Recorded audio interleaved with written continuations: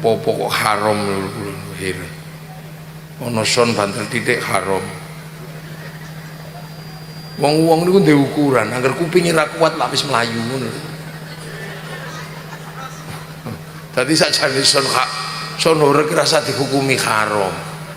Wong-wong iki nek kebanteran mesti lunga. Sing nyerak iki berarti pancen seneng. Oh, rek ngono tok nek kula.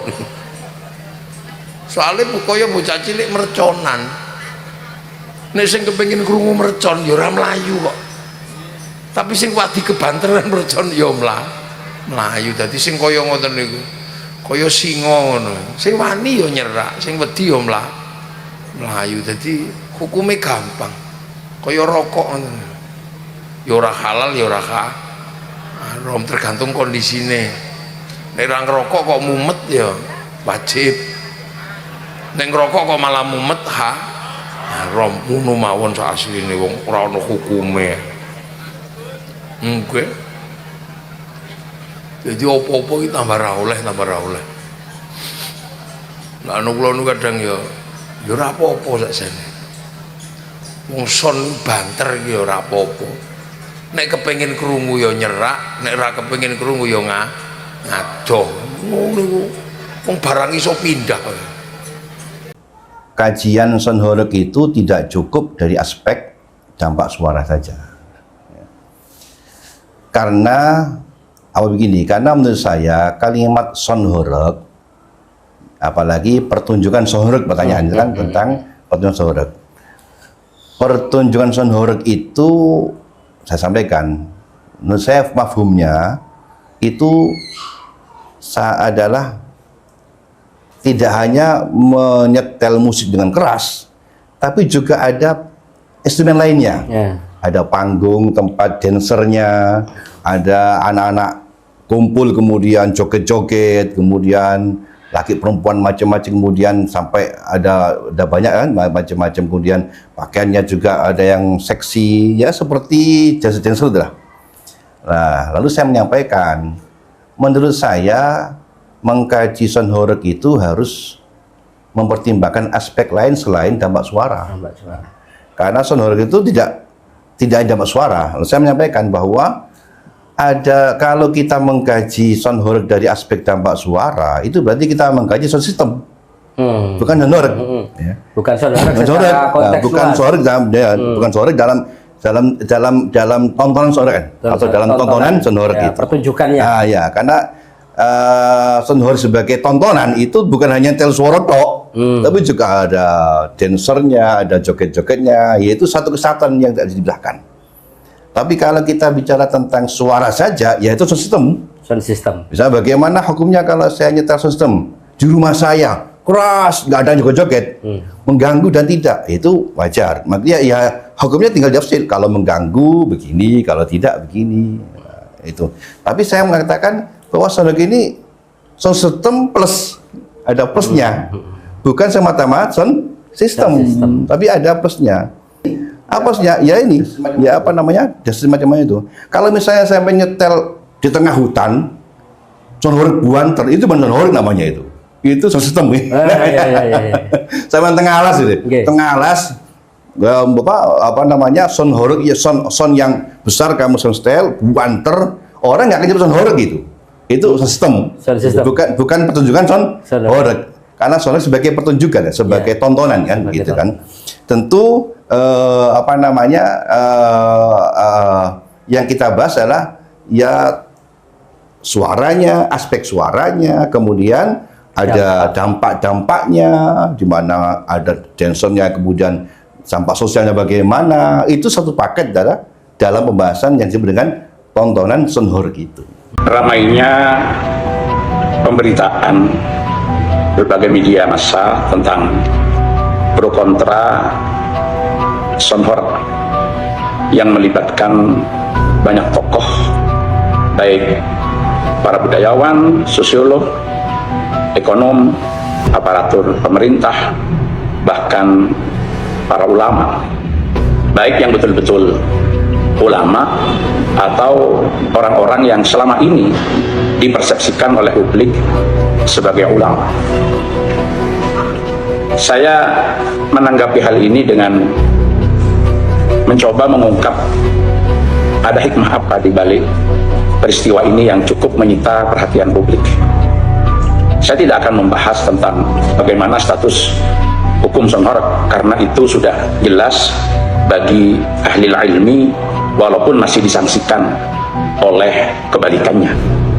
Tapi yang ingin saya sampaikan di sini bahwa fenomena ini mengingatkan kita semua bahwa kita hari ini benar-benar telah berada di satu masa yang disampaikan oleh Rasulullah, katsirun khutaba'uhu wa qalilun fuqaha'uhu, atau dalam redaksi yang lain katsirun wa'aduhu wa qalilun ulama'uhu. Banyak penceramahnya tapi sedikit ahli ilmunya, banyak para khatibnya tapi tidak banyak para ulamanya. Kenapa demikian? Fenomena pro kontra ini adalah cara Allah menunjukkan kepada publik siapa yang betul-betul ahli ilmu dan siapa yang hanya dipersepsikan sebagai ulama tapi sejatinya bukan ulama, sehingga masyarakat bisa menilai bagaimana kapasitas dan kedalaman ilmu seseorang di dalam mengomentari terhadap fenomena dan peristiwa-peristiwa yang terjadi yang belum mendapatkan ketentuan hukum yang jelas sehingga harus memberikan penegasan-penegasan ketentuan hukum terhadap masyarakat. Lembaga Basul Masail yang diselenggarakan di salah satu pesantren di Pasuruan yang melibatkan para ahli ilmu yang sudah terbiasa di dalam pembahasan persoalan-persoalan fikih, termasuk juga Komisi Fatwa Majelis Ulama Indonesia Provinsi Jawa Timur, sudah menyampaikan pendapatnya walaupun banyak ditentang oleh beberapa kalangan. Maka di sini sebetulnya kita bisa menilai siapa yang betul-betul ahli ilmu dan kebalikannya. Yang kedua, ini adalah ujian bagi para alim, bagi para ahli ilmu tentang sejauh mana kredibilitas kealiman mereka yang karenanya ia pantas untuk disebut sebagai alimun yuqtada bih, seorang alim yang patut untuk diikuti dan dicontoh di tengah-tengah masyarakat.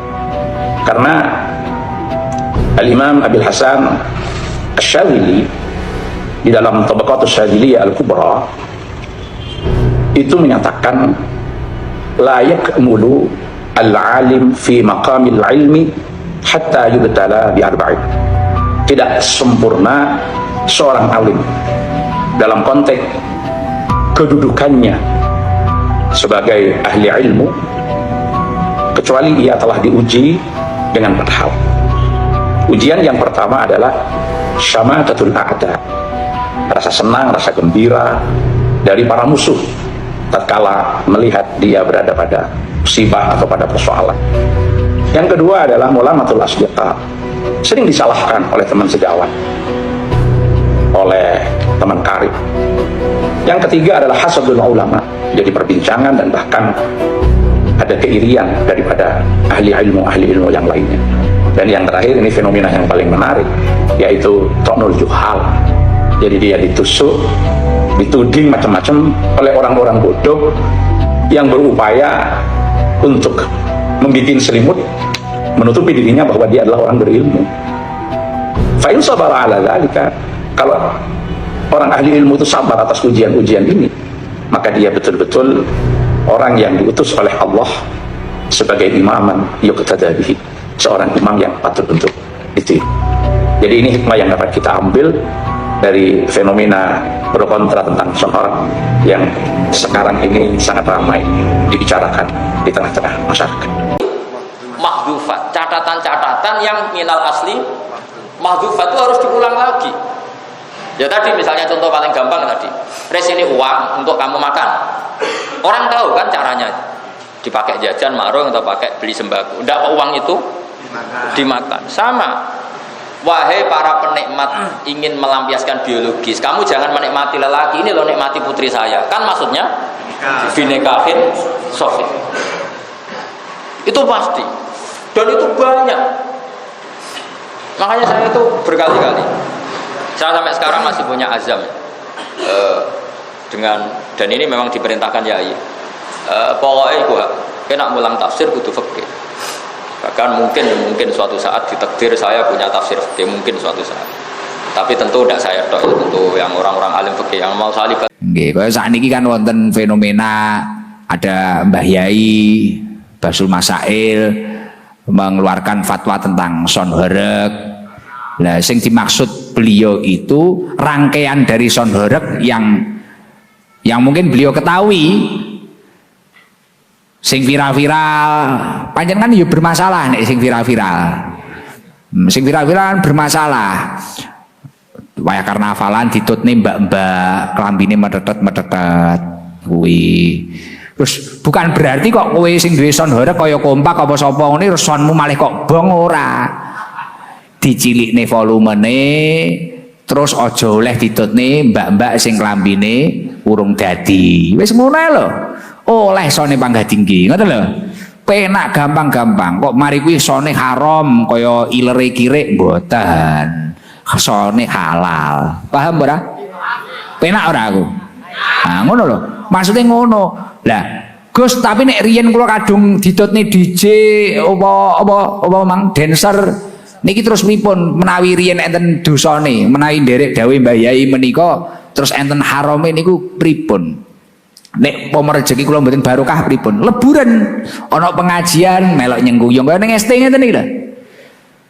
Mas Bri kadang ya ngono to nggih lebur dosa paling yaan melok ngaji ya to. Pomo biyen nek dosane nggih lebur, nggih kafarah. Ngono lho. Kan wis ditata, ditobati ngono lho. Gusti Allah Maha Pengapura. Pokok aja geger nggih. Kowe maneman kok nek geger. Dadi ngendi-endi iki wis ngurusi rudal, perekonomian ngendi, negara ngendi, Jepang wis maju. Cina iki wis gawe barang-barang, awake dhewe ge mercone mejen. Ngono lho ya. Ayo bareng-bareng rukun kompak